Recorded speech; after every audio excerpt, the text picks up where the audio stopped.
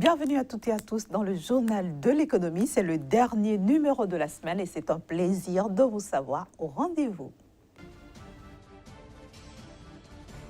Le Gabon pourrait bénéficier d'un nouveau décaissement du Fonds monétaire international, montant annoncé 100 millions de dollars.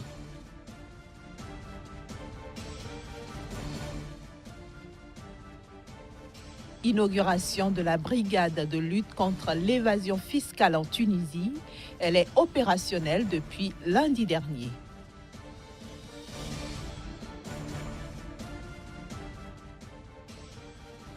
Enfin, en marge du Global Business Forum Africa, Dubaï affiche sa volonté de canaliser des investissements vers l'Afrique.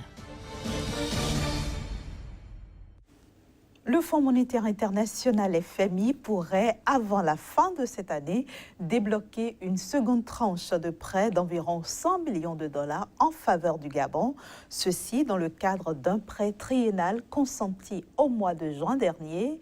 C'est en tout cas ce que nous pouvons retenir au terme de la visite que les services du FMI ont effectuée à Libreville, visite effectuée du 24 octobre au 1er novembre pour évaluer la situation économique du pays. Le rapport de cette mission sera examiné à la mi-décembre par le conseil d'administration du FMI qui va donc statuer sur le déblocage des fonds. L'Organisation mondiale de la douane a renoué ses relations avec la République centrafricaine après quelques années de suspension. Pour marquer ce retour, cette organisation a apporté son soutien aux activités des douanes centrafricaines à travers une formation des hauts responsables. Après une longue interruption consécutive à la crise qui a secoué le pays, les relations entre l'Organisation mondiale de la douane, OMD, et la Centrafrique sont entrées dans une nouvelle phase. En témoigne l'atelier sur le management qui a mobilisé plusieurs douaniers à Bangui. Il faut un bon leader. Si nous avons un leader exemplaire qui est vraiment ordonné, vous allez voir que ce serait une suite logique.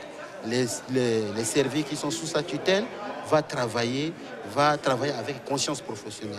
C'est pourquoi nous avons démarré avec les leaders. Donc c'est une formation que vous allez voir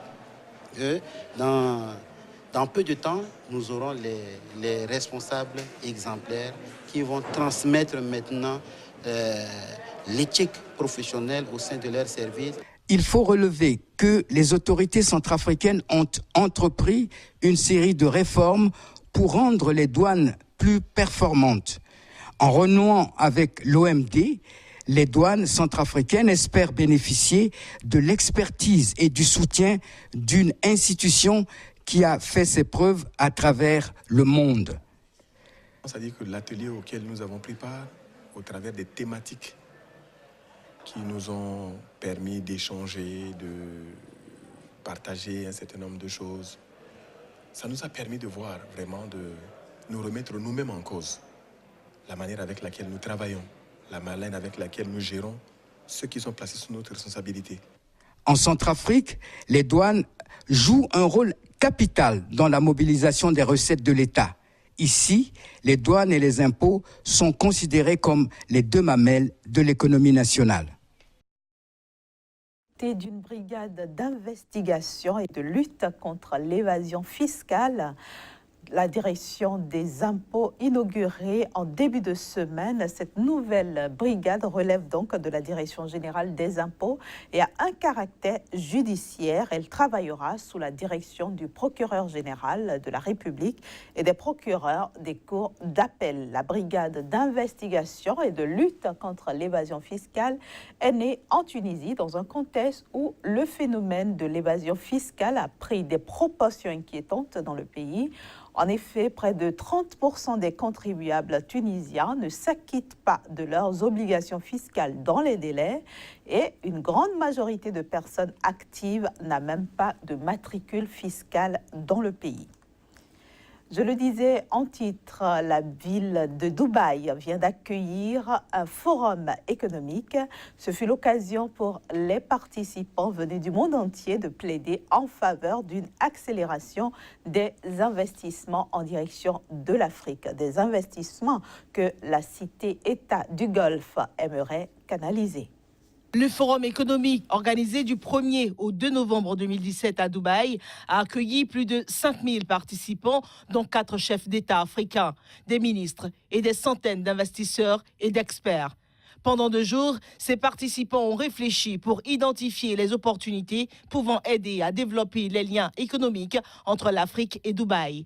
Ils en ont conclu que les 54 pays africains qui réunissent un 5e de la population mondiale ont besoin de dizaines de milliards de dollars d'investissements, notamment dans les infrastructures et l'énergie. Nous voyons le potentiel d'une économie en croissance qui a beaucoup d'avenir par rapport à ce qui se passe ailleurs dans le monde où on rencontre une stagnation.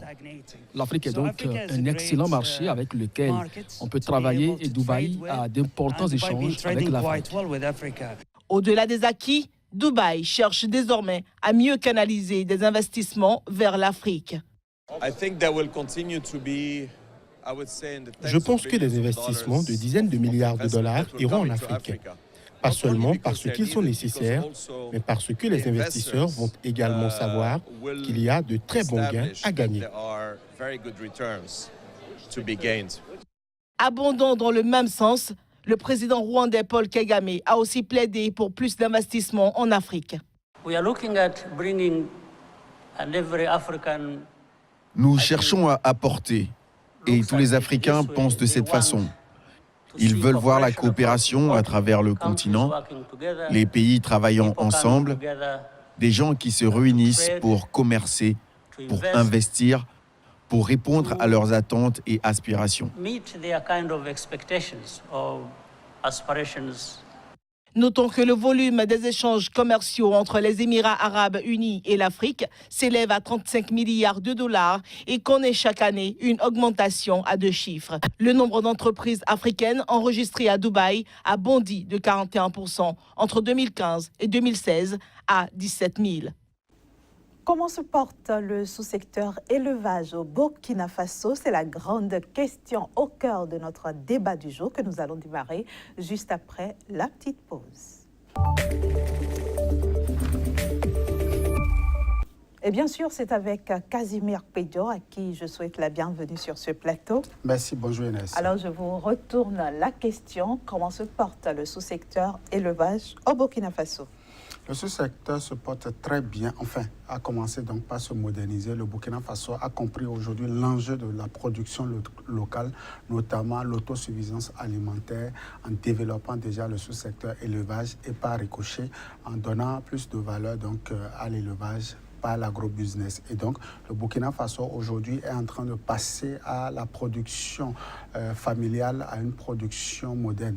Et ceci grâce à un certain nombre de réformes engagées par l'État, mais aussi accompagnées par le secteur privé qui aujourd'hui a compris l'enjeu de produire de la viande, de produire des abats de viande de façon beaucoup plus moderne, de façon industrielle, comme le veut l'expression. Et donc, le Burkina Faso va à la conquête du marché de la sous-région, notamment le marché ivoirien, pour donc partager son expérience, mais aussi récolter beaucoup de recettes pour relancer son économie. Justement, Casimir Pédio, on note en ce moment un grand regain de la demande ivoirienne.